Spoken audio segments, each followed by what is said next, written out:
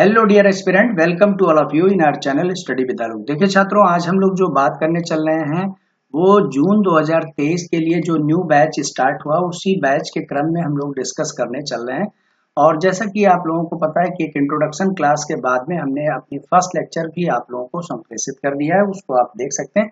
Emergence of sociology and August contents के बारे में काफी डिटेल्ड स्टडी हमारे प्रॉपर लेक्चर में होती है। लेकिन एक सूचना हम आप लोगों को जो देते हैं कि आप जब भी नोट्स को पढ़ें पूरी चीजें तो उनको शॉर्टकट फॉर्म में अपने पास में बना लें, शॉर्ट फॉर्म में बना लें। और आप उनके बारे में शॉर्ट फॉर्म में बनाने का फायदा ये होगा कि आप एग्जामिनेशन के पहले कम समय के अंदर में 2 से 3 बार अपने नोट्स को रिवाइज करते हुए आगे बढ़ेंगे। ठीक है, बाकी जो बातें होती हैं इनको यहाँ पर समझना होता है, सुनना होता है, और जो भी तर्क और इन चीजों के माध्यम से दिए जाते हैं, जो याद करने के लिए प्रेशराइज किया जाता है, बताया जाता है कि ऐसे आपको लर्न करना, वो आपको लर्न करना है। और उसके बाद में जो संडे को हम लोग टेस्ट करेंगे उसमें टेस्ट में पार्टिसिपेट होना है।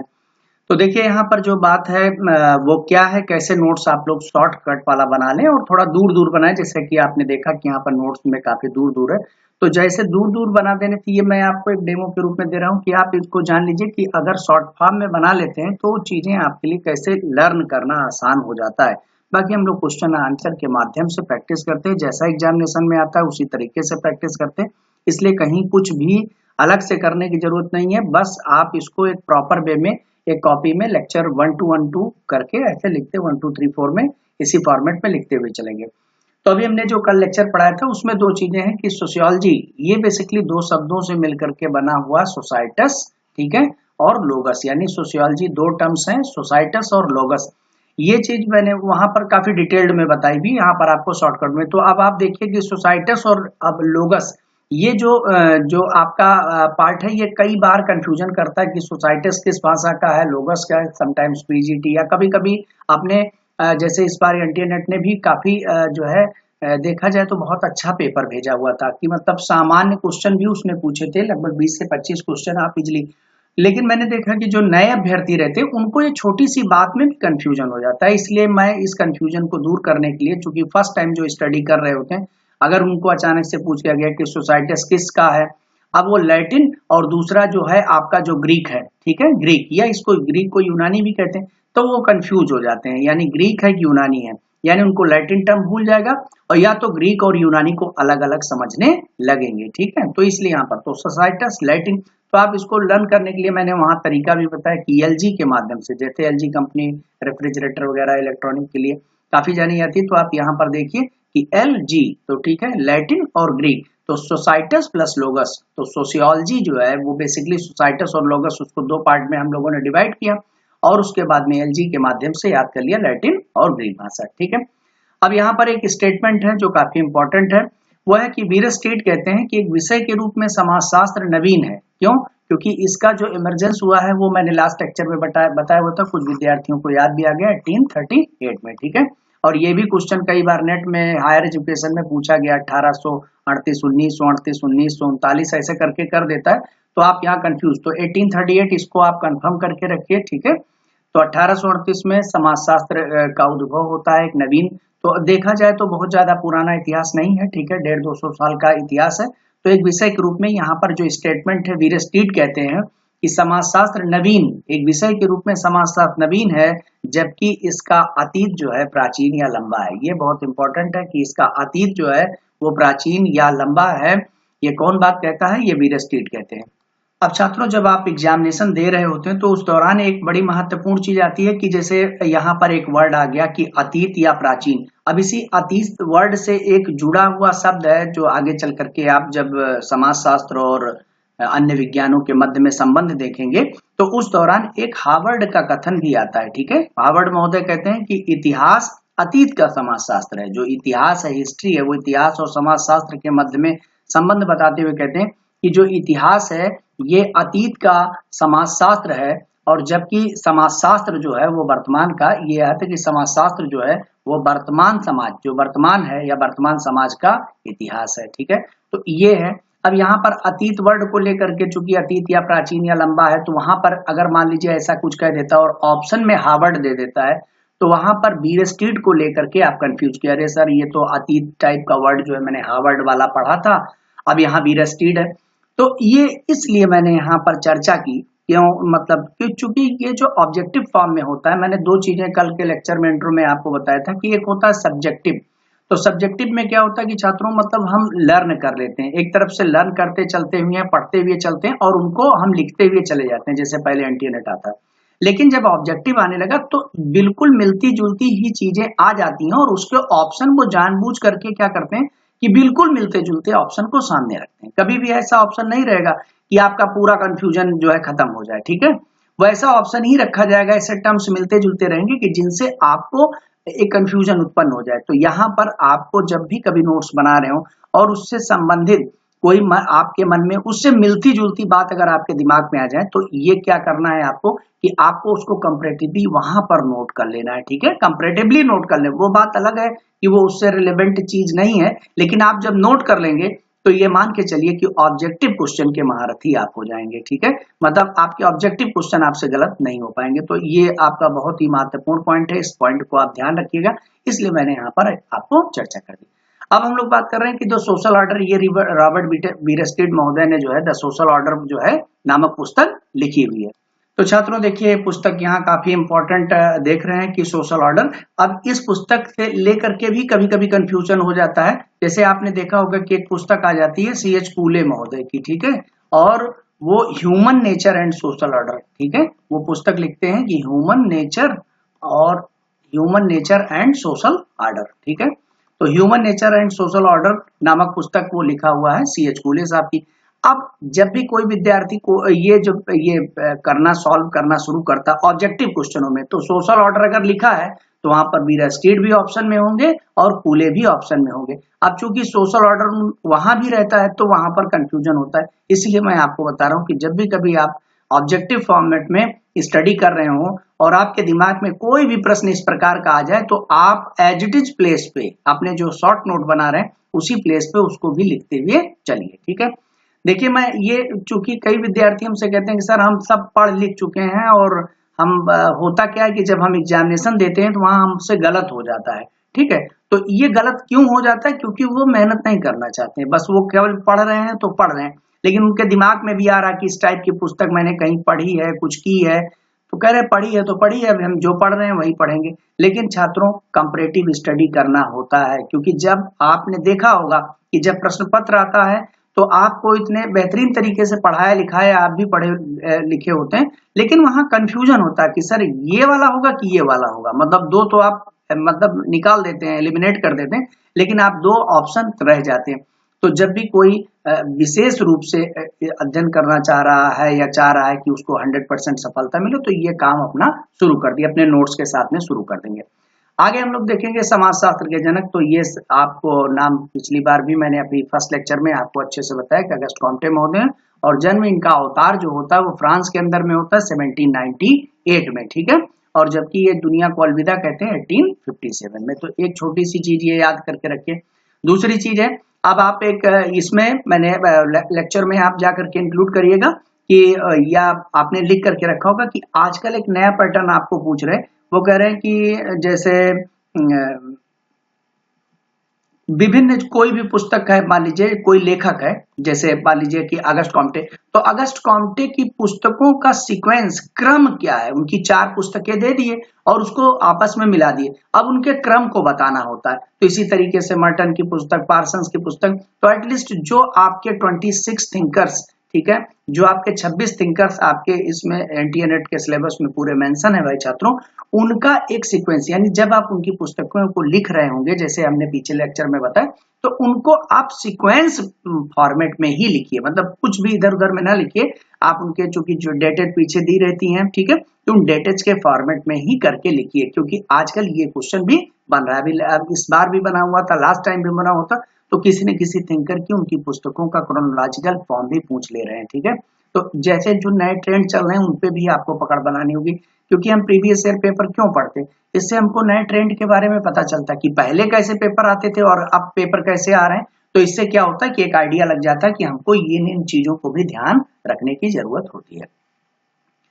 अब इन्होंने समाजशास्त्र की रचना तो मैंने बोला हुआ था, जो शब्द रचा हुआ था 1838 में, और वास्तव में इनके जो है गुरु सेंट साइमन महोदय और अगस्त कॉम्टे दोनों लोग मिलकर के एक नए विज्ञान सामाजिक भौतिकी को विकसित करने की चेष्टा की थी, क्योंकि कोई ऐसा साइंस नहीं था, समाज के अंदर में बिखराव था। फ्रांस के रहने वाले थे, फ्रांस की क्रांति के बाद में और जो इंग्लैंड की औद्योगिक क्रांति हुई थी उसके बाद जो इतना बड़ा बदलाव आ गया था यूरोप के अंदर में, तो उस सोसाइटी का अध्ययन करने के लिए उन्होंने कहा, लेकिन चूंकि एक विज्ञान के रूप में चाहते थे, एक साइंटिफिक रूप में स्टडी हो, तो आप उस समय जैसे होता है कि किसी काम को शुरू करते हैं तो एक प्रतिष्ठित विज्ञान के रूप में स्थापित करना चाहते थे कि लोग बहुत हल्के में न लें, अच्छे से इसको समझें और ये विज्ञान के रूप में स्टडी करें। तो इसलिए उन्होंने उससे मिलता जुलता नाम सोशल फिजिक्स रख दिया, ठीक है। लेकिन जैसे ही सोशल फिजिक्स रखा हुआ था तो उस समय जो है क्वार्टलेट महोदय थे, अपने जो सामाजिक सांख्यिकी थी उसके लिए इसका प्रयोग कर लिया। तो जैसे ही प्रयोग कर लिया तो ये हो जाता कि कंफ्यूजन हो जाता कि ये सांख्यिकी वाला पार्ट है या सोशियोलॉजी वाला, तो बाद में चल करके फिर उन्होंने अपना नाम इसका सोशियोलॉजी रख दिया था, ठीक है। तो एक तो ये आपको ध्यान में रखना है, ये चीजें भी मैंने आपको बताई। लेकिन जैसे ही सोशियोलॉजी रखा तो समाजशास्त्र क्या हुआ कि जो सोशियस और लॉगस दोनों चीजों से मिल करके एलजी जो कि ऊपर बताया गया, तो दोनों से मिल करके तो उस पर तुरंत ही कमेंट जेएस मिल आपका आ गया कि ये दो भाषाओं की अवैध संतान के रूप में, कि ये दो भिन्न भाषाओं की अवैध संतान के रूप में कह दिया जेएस मिल महोदय ने, ठीक है। और उन्होंने कहा कि वास्तव में इसका नाम समाजशास्त्र को क्या कहना चाहिए, वो सोशियोलॉजी ना कह करके इथोलॉजी रखने का सुझाव दिया। तो ये आपको ध्यान रखना है कि सोशियोलॉजी के जगह पर क्या नाम दिया, इथोलॉजी की, इथोलॉजी नाम होना चाहिए, ठीक है। अब वास्तव में जो ये अगस्त कॉम्टे महोदय ने जो शुरुआत किया कि कैसे ये जो चीजें हैं कैसे आगे बढ़ी समाज का अध्ययन, तो उनके दिमाग में कैसे बातें हैं, तो उन्होंने कहा कि 3 स्तरीय नियम, जो लॉ ऑफ 3 स्टेजेस, कई बार पूछा जाता है लॉ ऑफ 3 स्टेजेस, ये जो कॉम्ट का है, वो कहते हैं कि समाज का जो विकास है वो वास्तव में मनुष्य का जैसे जैसे नैतिक और बौद्धिकता का विकास है उसी की ये कहानी है। जैसे जैसे वो बढ़ता जाता है, तो इनके बारे में मैं कॉम्टे वाले पार्ट में बहुत डिटेल्ड में स्टडी करूंगा कि कैसे वो थियोलॉजिकल, मेटाफिजिकल और पॉजिटिविज्म की ओर आगे बढ़े हुए हैं, ठीक है। और वो थियोलॉजिकल भी पार्ट कैसे जो है बहुदेववाद, एकेश्वरवाद, ठीक है, और प्राकृतिकवाद, कैसे इन क्रमों में आगे बढ़ने का काम किया, इसको भी हम लोग उस पर डिस्कशन करेंगे, ठीक है।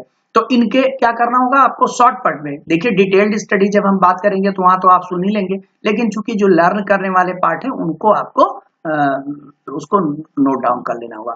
अब हम लोग बात करेंगे, तो चूंकि समाज जो था पहले के अपेक्षाकृत वो भाई छात्रों परिवर्तित हो गया, तो इसका मतलब हो गया कि जो सोशल चेंज है ये महत्वपूर्ण विषय वस्तु बन गया, ठीक है, विषय वस्तु बन गया सोशियोलॉजी का। अब जो सोशल चेंज की बात हुई कि यानी जो समाज में चेंज हो रहा था उसी को लेकर के चिंता थी और इन्होंने अध्ययन किया, तो परिवर्तन को बेसिकली 2 रूपों में जो है इसको किया गया कि एक तो आपका रेखीय परिवर्तन, यानी ये जो है धीरे धीरे जैसे विकसित होता गया, हर बार अपडेट वर्जन आता गया, जैसे मोबाइल का हमेशा सॉफ्टवेयर अपडेट वर्जन आता जा रहा था, तो इसका मतलब हो गया इसको हम रेखीय कहेंगे। लेकिन कुछ लोगों ने कहा कि हम जहां से चले फिर वहीं पर घूम फिर करके फिर वापस पहुंच जाएं, जैसे हम नंग धड़ंग थे यानी न्यूड रहते थे, जंगल में रहते थे, प्रकृति में, फिर धीरे धीरे करके कपड़े बनाए, फिर पूरा कपड़ा एकदम, एक समय यूरोप का, जब इस समय का जो यूरोप है 1790, उस समय ये स्थिति थी कि पूरे मतलब महिलाओं के नाखून तक बाहर नहीं दिखते थे, ठीक है, एकदम बिल्कुल पैक। लेकिन फिर धीरे धीरे करके फिर सारे कपड़े गायब हो गए। तो कहते हैं कि जहां से हम चले थे फिर वहीं पर पहुंच गए। तो कुछ लोग जो है वो चक्रीय परिवर्तन को मानते हैं। तो 2 चीजें ध्यान रखना है कि एक रेखीय और एक आपका चक्रीय, और कुछ लोग मेटाबॉलिज्म यानी ऊपर up and down, up and, इस तरीके से भी कहते हैं, उतार चढ़ाव का सिद्धांत। तो बेसिकली 2 आप इसको ध्यान रखना है कि रेखीय और चक्रीय, इसमें खासतौर से क्वेश्चन पूछा ही पूछा जाता है और क्या बन जाता है, इनमें में से कौन सा रेखीय सिद्धांत का जनक नहीं है या सपोर्टर नहीं, ऐसा करके। तो भाई चाहे काम्टे हो, स्पेंसर हो, हाबहाउस हो, मार्गन हो, टाइलर हो, Henry Maine, Westermarck, Haddon, Levy Bruhl,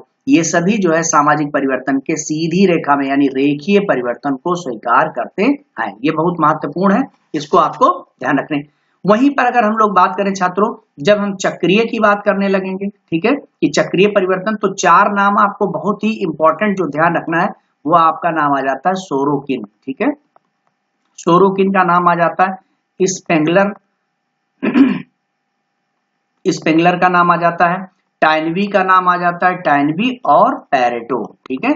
ये आपको चार नाम जो जिसमें याद करके रखना है वो आपका चक्रीय परिवर्तन से है, कि यानी हम जहां से चलते हैं पुनः उसी स्थान पर पहुंच जाते हैं। तो इस तरीके से आपको ध्यान रखना है। अब हम लोग बात जो लास्ट लेक्चर में फर्स्ट लेक्चर में हमने डिटेल में स्टडी की थी, इमरजेंस ऑफ सोशियोलॉजी की बात की थी, यानी समाजशास्त्र के उद्भव की बात की थी। ठीक है, इमरजेंस ऑफ सोशियोलॉजी। अब इस पे जो क्वेश्चन पूछता है किसके सोशल कॉन्टेस्ट, यानी जो सोशल फैक्टर क्या है और इंटेलेक्चुअल फैक्टर क्या है, यानी बौद्धिक रूप से कारक क्या है और सामाजिक कारक क्या है। ये पहले तो यही पूछ लिया जाता है इसमें से कौन सा बौद्धिक कारक है, कौन सा सामाजिक कारक। तो बौद्धिक कारक में जो है वो आपका रेनेसां मूवमेंट आ जाता है। ठीक है, इसको ध्यान रखना है। रेनेसां मूवमेंट या कभी कभी इनलाइटमेंट पीरियड भी उसको कहते हैं। ठीक है, इनलाइटमेंट जो है जो पुनर्जागरण काल है, तो ये भी इसको जो है पुनर्जागरण जो है इनलाइटमेंट, तो पुनर्जागरण करके भी इसको कह देते हैं। उसके बाद में यहाँ पर एक राजनीति का दर्शन है, इतिहास का दर्शन है और सामाजिक सर्वेक्षण, ये जो चीजें हैं, और एक इसके साथ में सामाजिक डार्विनवाद। ठीक है, सामाजिक डार्विनवाद, सामाजिक डार्विनवाद यानी सोशल डार्विनिज्म। ये जो कॉन्सेप्ट है, ये जो चार पांच कॉन्सेप्ट है छात्रों, ये किससे से इंटेलेक्चुअल, यानी व्यक्ति का जो बुद्धि में विकास होता है, जो उसके सोच में नजरिया में जो विकास हुआ, वो बौद्धिक कारक के रूप में समाजशास्त्र का, कि मतलब अब तो जरूरत है वास्तव में समाजशास्त्र, यानी एक ऐसे विषय के अध्ययन की जरूरत है, एक ऐसे विषय की शुरुआत की आवश्यकता है जो सोसाइटी का अध्ययन करे, क्योंकि इस प्रकार की चीजें घटित हो रही थी। लेकिन वास्तव में जो इसका मूल कारण है, जो ये सब विचार इतने तेजी से चेंज हो रहे थे, उसमें हुआ क्या था, इंग्लैंड की औद्योगिक क्रांति, यानी जो 1750 से 1850 के मध्य में इंग्लैंड की औद्योगिक क्रांति हुई थी, और जो फ्रेंच रेवोल्यूशन हुई थी, फ्रांस की जो क्रांति हुई थी 1789 की, ठीक है, जिसमें स्वतंत्रता, समानता और बंधुत्व का नारा दिया गया था, ये दोनों ये सामाजिक कारक थे। तो ये आपको ध्यान रखना है कि ये दोनों महत्वपूर्ण सामाजिक कारक थे और ये बौद्धिक कारक। तो छात्रों यहाँ पर जो बात की जाती है कि जो रेनेसां मूवमेंट की बात की जाती है कभी कभी, तो रेनेसां वास्तव में क्या शब्द है, जो हम बात आ जाती है कि रेनेसां,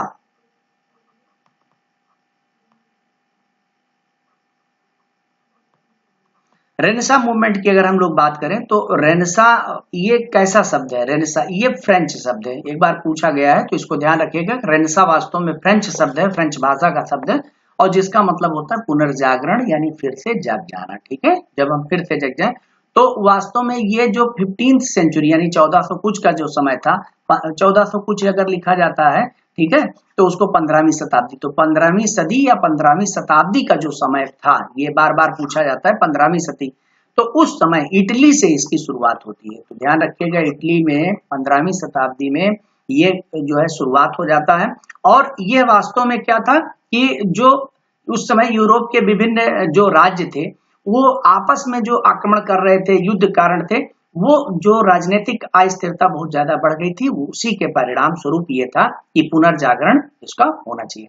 तो हुआ क्या था कि बहुत सारे जब ये इस प्रकार के चीजें चल रही थी, जर्मनी के अंदर में, फ्रांस के अंदर में, इंग्लैंड के अंदर में, ठीक है, पोलैंड के अंदर में, तो ये सब बहुत सारे वहां के जो बौद्धिक लोग थे वो जाकर के अपने आप को सुरक्षित करने के लिए इटली में बस गए थे। ठीक है, तो जब इटली में बौद्ध बुद्धिजीवियों की जमात लग गई, तो उसके कारण क्या हुआ कि आपस में चर्चा हुई, और फिर वो लोग सोचना शुरू किए कि वास्तव में इस सृष्टि का, इस समाज का, इस विश्व जगत का मतलब ये है कि अब हमको एक नए सिरे से वैज्ञानिक चिंतन की आवश्यकता है। ठीक है, और ये जो हम अंधाधुंध दौड़ में चल रहे हैं, ठीक है, मतलब अपने स्वार्थ के लिए, इंग्लैंड की औद्योगिक क्रांति के पश्चात जो ये कह लीजिए कि बहुत ज्यादा तेजी से जो है अपना व्यक्तिवादिता बढ़ी हुई थी, भौतिकतावाद अपने चरम पर जा रहा था, तो उन चीजों के चलते, या वो जो एक कह लीजिए कि पोप की बहुत ज्यादा मान्यता हुआ करती थी, धार्मिक चीजें ज्यादा हावी थी, तो उस पे इन लोगों ने कहा कि भाई मानवतावाद होना चाहिए। ठीक है, तो मानवता, जो मानवतावाद आ गया, विज्ञान आ गया, दर्शन आ गया, कला, इन सब चीजों पर एक बार चर्चा हुई कि इनको सबको एक बार क्या है वास्तव में जो है नए सिरे से एलैबोरेट करने की आवश्यकता है। जैसे आपने देखा होगा न्यू एजुकेशन पॉलिसी है तो उसमें नए सिरे से, धार्मिक पॉलिसी है तो उसपे नए सिरे से, तो एक समय के पश्चात जरूरत होती है कि जब समाज बदल जाता है तो वास्तव में एक नए फॉर्मेट की जरूरत होती है, तो वो फॉर्मेट ये सब लोग बैठ करके वहां चर्चा करने लगे। जो धार्मिक अंधविश्वास था, राजा के जो ईश्वरीय अधिकारियों का ये था कि वो तो गॉड गिफ्टेड अधिकार है, उनका सबका विरोध होना शुरू हो गया कि राजा तो प्रजा से जुड़ा हुआ है, तो प्रजा को महत्व देना चाहिए। तो इस प्रकार के विचार आरंभ हो गए। तो एक तो रेनेसां मूवमेंट का ये महत्वपूर्ण ये था, और उसका आप जान गए कि ये कैसे शुरुआत हुआ था। तो कारण क्या था? कारण यही था कि जब आपस में लड़ झगड़ रहे थे तो जो इंग्लैंड, पोलैंड, वारसा और ये फ्रांस हो गया, जर्मनी, यहाँ सबके जो बुद्धिजीवी थे वो इटली में आकर के बस करके और मानवता को एक नई ऊंचाई पर ले जाने के लिए सब चर्चा करना शुरू किए। और उसी दौरान एक और भी, यानी 15वीं शताब्दी के आगे के क्रम में जब बढ़ेंगे, यानी कि 15वीं शताब्दी के बाद में एक तो यहाँ पर ये शुरुआत हो गई, लेकिन जब ये इंग्लैंड की औद्योगिक क्रांति हो गई 1750-1850 में, तो ये 18वीं शताब्दी के यानी 1700 से शुरुआत हो जाती है। यानी 18वीं शताब्दी में क्या हुआ कि एक ज्ञानोदय, इनलाइटमेंट पीरियड स्टार्ट हो गया। ठीक है, यानी इसको हम कहते हैं ज्ञानोदय। ठीक है, तो इसने भी जो है बड़ी महत्वपूर्ण भूमिका निभाई। ज्ञानोदय आ गया और ये भी इटली से ही प्रारंभ होता है कि जो इनलाइटमेंट पीरियड था ये भी, और इसमें विभिन्न प्रकार की जो समस्याएं समाज के अंदर में उस समय बहुत ज्यादा व्याप्त थी, जैसे नारी को लेकर के नारी मुक्ति हो गया, दास व्यवस्था हो गया, या जो समाज के कमजोर वर्ग लोग थे तो इस प्रकार की, या धार्मिक रूढ़ियां जो ये इस प्रकार के थे, या राजा के जो एक अनलिमिटेड पावर दी गई थी, मनमाना अपना जो है अधिकार अप्लाई कर रहे थे, उन सब पर रोक लगाने की बात की गई। ठीक है, तो ये है कि मतलब ये जो सामाजिक बुराइयां थी, इस प्रकार की जो राजनीतिक बुराइयां थी, धार्मिक बुराइयां थी, उनको सबको जो है हटाया जाए और उनका जो है एक प्रकार से फिर से तार्किक आधार पर, व्यवहारिक आधार पर फिर से जो है उनको एलैबोरेट किया जाए ताकि समाज का अपलिफ्टमेंट हो सके। ठीक है, तो इस तरीके से ये दोनों चीजें रही। तो ये बौद्धिक कारक में आप ये जानिए कि समाज के बारे में जब लोगों ने सोचना शुरू किया तो ये महत्वपूर्ण था।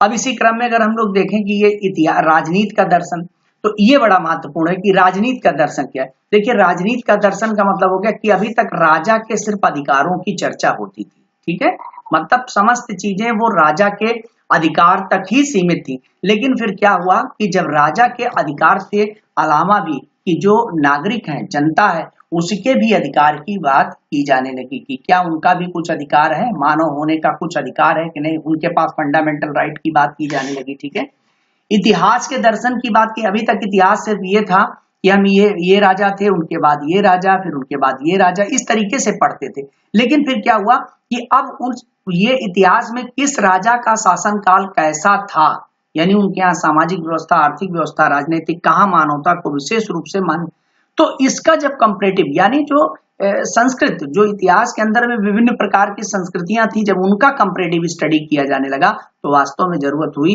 कि समाजशास्त्र रूपी विषय होना चाहिए। सामाजिक सर्वेक्षण, जब सामाजिक सर्वेक्षण कैसे हुआ, जब इंग्लैंड की औद्योगिक क्रांति, तो क्रांति के पश्चात विभिन्न जगहों पर जो है प्रोडक्ट को बनाने की बात हुई कि भाई प्रोडक्ट को बनाया जाए। विभिन्न स्थानों पर जो लेबर मजदूर कार्य कर रहे थे तो कहीं कहीं से लेबर माइग्रेट कर जाते थे, तो लेबर कैसे आएंगे, उनको क्या सुविधा चाहिए और किस प्रकार के प्रोडक्ट की आवश्यकता है, तो इसके लिए क्या हुआ, सर्वेक्षण शुरू हो गया। तो वास्तव में जो सोशल सर्वे था यह भी कहीं ना कहीं क्या करता है कि व्यक्ति की मनोवृत्ति, अभिवृत्ति को जानने की कोशिश करता है कि वास्तव में लोग क्या सोच रहे हैं, किस तरीके से कर रहे हैं। तो ये सर्वेक्षण तो इकोनॉमिकल था, लेकिन धीरे धीरे करके उनकी अभिरुचियों को जानने की कवायद शुरू हुई, जो वास्तव में समाजशास्त्र को वैज्ञानिक रूप से, आज भी देखते होंगे कि रिसर्च की जब हम बात करते हैं, जब सोशियोलॉजी में रिसर्च की बात करते हैं या कहीं पर भी, तो जब हम रिसर्च की बात करते हैं तो वहां पर सर्वे कराया जाता है। ठीक है, क्वेश्चनायर पूछे जाते हैं, डेटा कलेक्शन जाकर के फील्ड में से किया जाता। तो ये कहा, ये उसी समय था, इसके साथ में जुड़ा हुआ था। यानी कि आज जो सर्वे, आज जो समाजशास्त्र एक वैज्ञानिक स्वरूप धारण करके विभिन्न चीजों को निकाल रहा है, इसकी शुरुआत इसके जब इस विषय बन रहा था तो उसके ही जड़ में ही समाहित थी, बिना इन सब चीजों के नहीं हो पाता। सोशल डार्विनिज्म की बात जैसे की जाती है, तो चूंकि डार्विन जो 1859 का जो समय था, तो उस दौरान देख रहे होंगे कि ओरिजिन ऑफ स्पीसीज नामक एक पुस्तक जो डार्विन महोदय ने लिखा था, तो वो पुस्तक आने के बाद में कि कैसे स्पीसीज का डेवलपमेंट हुआ, तो कैसे सिंगल सेलुलर जीव मल्टी सेलुलर में बढ़ा और फिर विभिन्न जीव होते हुए और ये विकसित मानव के फॉर्मेट में आया। तो इस पर जब ये चर्चा हुई तो उसी तरीके से फिर सोशल एनोलॉजी की थ्योरी आ गई, जैसे डार्विन का बुलडॉग कहा जाता है स्पेंसर महोदय को, ठीक है। तो स्पेंसर ने कहा कि जैसे ये जो ह्यूमन है, ये ह्यूमन वास्तव में पहले ये मतलब सिंगल सेलुलर जीव था, जो कि मतलब समुद्र के अंदर में पाया जा रहा है, वो धीरे धीरे करके कैसे वो बढ़ता हुआ चला गया और ये डेवलप फॉर्मेट हो गया। ऐसे कोई सोसाइटी जो समाज है वो कैसे सिंपलेस्ट फॉर्म में फिर धीरे करके वो बढ़ गई, कैसे सोसाइटी के विभिन्न ऑर्गन मिल करके और सोसाइटी को बनाए रखने में योगदान देते हैं, जैसे मनुष्य के शरीर में विभिन्न ऑर्गन कैसे। तो ये जो सामाजिक डार्विनिज्म का कॉन्सेप्ट था, ये वास्तव में जो कंपैरिजन था ये काम आया। और साथ ही साथ में यहीं पर चूंकि चेंजेस बहुत ज्यादा आ रहे थे, इंग्लैंड की औद्योगिक क्रांति में बहुत ज्यादा जब चेंजेस आए थे, तो वहां पर एक थ्योरी उन्होंने दिया हुआ था कि सर्वाइवल ऑफ द फिटेस्ट। ये बड़ा महत्वपूर्ण था कि सर्वाइवल ऑफ द फिटेस्ट, जो सबसे उत्तम होगा वो, यानी ये पूंजीपतियों का समर्थन की जो चेंजेस आ रहे थे वो वास्तव में ठीक है, ऐसा नहीं है कि हम जो मेहनत कर रहा है उसको कुछ ना कुछ मिलना चाहिए, एक्स्ट्रा मिलना चाहिए। तो ये सर्वाइवल ऑफ द फिटेस्ट और अस्तित्व के लिए संघर्ष का सिद्धांत, ठीक है। जो अस्तित्व के लिए संघर्ष और सर्वाइवल ऑफ द फिटेस्ट, ये दोनों ऐसी थ्योरियां थी जो वास्तव में सोसाइटी पर उस समय इम्पोज हो रही थी, और आगे चल करके तुरंत ही जैसे एक तरफ स्पेंसर सपोर्ट करता है, वहीं उसी के साथ साथ में ही जो है कार्ल मार्क्स जो है इसका अपोज भी करता है कि नहीं, सोसाइटी ऐसी नहीं होनी चाहिए, और ये राजा और इनके कर्तव्य होता है कि उनको जो है वो बैलेंसिंग करने का काम करे, और उस पर वो अपोज देता है, वो संघर्षवाद का सिद्धांत देता है, ठीक है। जहां पर ये प्रकार्यवाद की बात करते हैं वहां पर वो संघर्षवाद। तो दोनों की शुरुआत वो बिल्कुल सेम ही टाइम पर होती है। तो ये दोनों चीजें आप जान लें, इसको आपको। अब हम इसमें बात करेंगे टीबी वॉटरमोर साहब की पुस्तक को, यहाँ पर देख लेंगे ये गाइड टू, यानी ये जो बातें हुई हैं जो इस तरीके से कि सोशल फैक्टर और इंटेलेक्चुअल फैक्टर को अलग अलग सेपरेट करके किया गया, ये पुस्तक है टीबी वॉटरमोर साहब की, guide to problem and literature है। Guide to problems and literature नामक पुस्तक के अंदर ये पुस्तक एक बार पूछी जा चुकी है, समाजशास्त्र के उद्भव के कारकों की विस्तृत चर्चा की है। तो ये बड़ा महत्वपूर्ण है, इसको ध्यान। अब हम लोग बात करेंगे, ऐसे तो मैंने वहां पर बात किया कि समाजशास्त्रीय संप्रदाय है। तो छात्रों यहाँ पर समाजशास्त्रीय संप्रदाय की जब हम बात करते हैं कि समाजशास्त्रीय संप्रदाय क्या होता है, ठीक है, तो दो तीन चीजें हैं, आप इसको ध्यान लेंगे। जैसे मान लीजिए कोई विषय है, ठीक है, मान लीजिए समाजशास्त्र रूपी विषय, चूंकि समाजशास्त्र पढ़ रहे हैं सोशियोलॉजी, तो आप इसी को देखिए। तो समाजशास्त्र रूपी विषय के तीन चीजें हैं। एक तो उसकी प्रकृति क्या है, इसके बारे में डिटेल में चर्चा किया रॉबर्ट बीयरस्टूड महोदय ने, उनके कुछ कैरेक्टरिस्टिक्स बताई है कि इसका नेचर कैसा है, कि साइंस है कि आर्ट है, साइंस है तो कहाँ कहाँ है, आर्ट है तो कहाँ पे है, ठीक है, इसका मानवीय उन्मुखन क्या है, वैज्ञानिक दृष्टिकोण क्या है, इन पर वो ये इसकी प्रकृति के अंतर्गत है। दूसरा एक आ जाता है विषय वस्तु, ठीक है, वो आ जाता है विषय वस्तु यानी जो सब्जेक्ट मैटर है ये, और एक आ जाता है विषय क्षेत्र। तो ध्यान रखिएगा कि विषय क्षेत्र अलग होता है यानी स्कोप होता है, विषय वस्तु अलग होता है, सब्जेक्ट मैटर होता है, नेचर अलग होता है, प्रकृति अलग होती है। ये तीनों अलग अलग चीजें हैं, और जब तक आप इनको जानेंगे नहीं तो फिर मतलब आप समझ लीजिए कि उस विषय को अच्छे से नहीं समझ पाएंगे, ठीक है। तो अगर हम लोग बात कर रहे हैं यहाँ, चूंकि ये समाजशास्त्रीय संप्रदाय की बात कर रहे हैं, तो संप्रदाय में क्या है कि विषय क्षेत्र को लेकर के, यानी इसका स्कोप, इसकी सीमा क्या है, इसको लेकर के चर्चा करते हैं। जो सीमा इसकी जो है, कहां से कहां तक इसकी सीमा है, इसके बारे में चर्चा करते हैं कि इसको हम कहां से कहां तक इसका अध्ययन किया जा सकता है। इस संदर्भ में एक कथन आता है छात्रों, वो आप कथन यहाँ पे नोट कर लेंगे, मैं यहाँ नोट करें, बर्टन का, कार्ल बर्टन का कथन है। ये कथन को लर्न कर लीजिए, हो सकता है कभी आपसे पूछा जाए। उन्होंने कहा कि चूंकि समाजशास्त्र, ये आप ध्यान रखिए कि चूंकि समाजशास्त्र एक लचीला विज्ञान है, जो चूंकि समाजशास्त्र क्या है, एक लचीला विज्ञान है, ये ध्यान रखिएगा इसको। चूंकि समाजशास्त्र एक लचीला विज्ञान है, इसलिए यह निश्चित कर पाना कि इसकी सीमा कहां से आरंभ होती है, यानी ये कहां से आरंभ होती है और कहां जाकर के समाप्त होती है, यह अनिश्चित है, ठीक है, यानी इसको बता पाना ये थोड़ा सा टफ है। तो ये ध्यान रखिएगा कार्ल बर्टन का ये कथन कि चूंकि समाजशास्त्र एक लचीला विज्ञान है, समाजशास्त्र कैसा विज्ञान, लचीला है, फ्लेक्सिबल है, इसमें चीजें बढ़ती और घटती रहती हैं, इसलिए यह निश्चित कर पाना कि इसकी सीमा कहां से आरंभ होती है, यानी इसका विषय क्षेत्र कहां से आरंभ होता है और कहां समाप्त होता है, यह वास्तव में कठिन कार्य है, दुरूह कार्य है, यह संभव नहीं है, ठीक है, क्योंकि फ्लेक्सिबल है, चीजें फ्लेक्सिबल होती रहती है, चीजें नई नई आती रहती है सोसाइटी के अंदर में, नया एवोल्यूशन होता रहता है, बढ़ती रहती है, तो हम कैसे इसको सीमा में बांध सकते हैं। फिलहाल इसको दो ऐसे संप्रदाय सोशियोलॉजी के अंदर में दो ऐसे संप्रदाय हैं जो इसको विषय क्षेत्र को कह लीजिए कि एलाबोरेट करने का काम करते हैं। एक स्वरूपात्मक संप्रदाय है छात्रों, ठीक है, स्वरूपात्मक संप्रदाय जिसको हम विशेष संप्रदाय भी कहते हैं, तो ये आप ध्यान रखिएगा, इसको विशेष संप्रदाय भी कहता है, ठीक है। तो स्वरूपात्मक यानी फॉर्मल स्कूल, इसको हम जर्मन स्कूल भी कहते हैं, ठीक है। तो जर्मन स्कूल जर्मन संप्रदाय के नाम से भी जाना जाता है। तो चूंकि जॉर्ज सिमेल महोदय इसके संस्थापक हैं, ठीक है, ये कई बार पूछा भी जाता है, बहुत बार ये सब क्वेश्चन पूछे गए, इसलिए आप इसको ध्यान रखिए।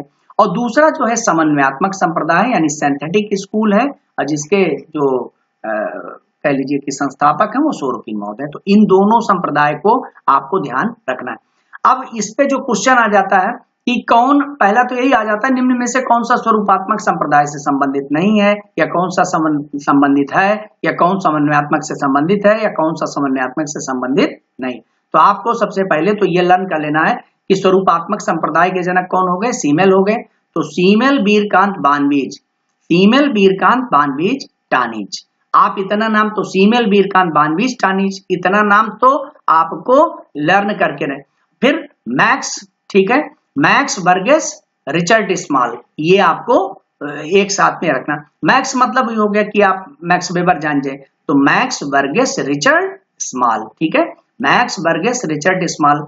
तो सीमेल, बीरकांत, बानवीज, टानिज, ये आपको लर्न करके रखना है कि सीमेल, बीरकांत, बानवीज, टानिज, ये आपको एकदम बिल्कुल ही लर्न कर लेना है। और दूसरा max Burgess, Richard small, max Burgess, Richard Small, Bougle रास, ठीक है, बुगल रास। तो ये आपको इतना, अब हमें लग रहा है कि ये इतनी चीजें तो आपको याद हो जाएंगी। तो एक बार फिर से आप इसको रिपीट कर लें, सीमेल, बीरकांत, बानवीज, टानिज, सीमेल, बीरकांत, बानवीज, टानिज, और max Burgess, Richard Small, Bougle रास, ठीक है।